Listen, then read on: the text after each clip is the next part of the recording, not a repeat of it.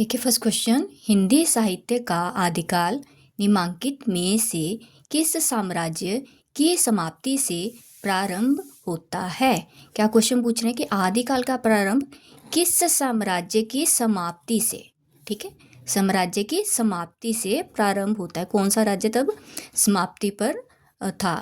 देखिए अंग्रेजी साम्राज्य, वर्धन साम्राज्य, गुप्त साम्राज्य या फिर मौर्य साम्राज्य।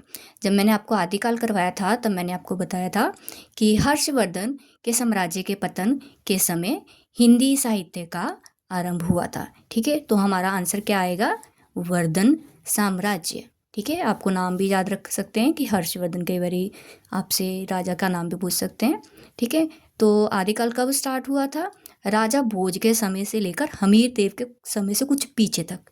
ठीक है, स्टार्ट कब हुआ था, राजा भोज से लेकर के हमीर देव के समय से कुछ पीछे तक स्टार्ट हुआ था और वर्धन राज्य की समाप्ति हो रही थी उस समय पर। ठीक है, आदिकाल क्लियर हो गया आपको। आगे देखिए, कौन सा ग्रंथ रासो परंपरा का श्रेष्ठ महाकाव्य है। देखिए कौन सा ग्रंथ रासो परंपरा का श्रेष्ठ महाकाव्य है।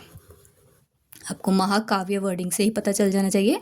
खुमान रासो, बीसल देव रासो, पृथ्वीराज रासो और परमाल रासो।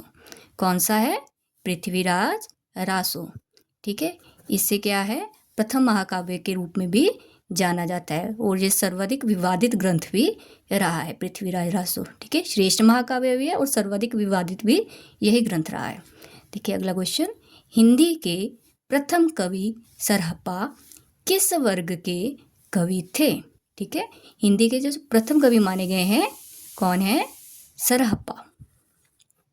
किस वर्ग के कवि थे ये, सिद्ध, नाथ, जैन और रासो साहित्य।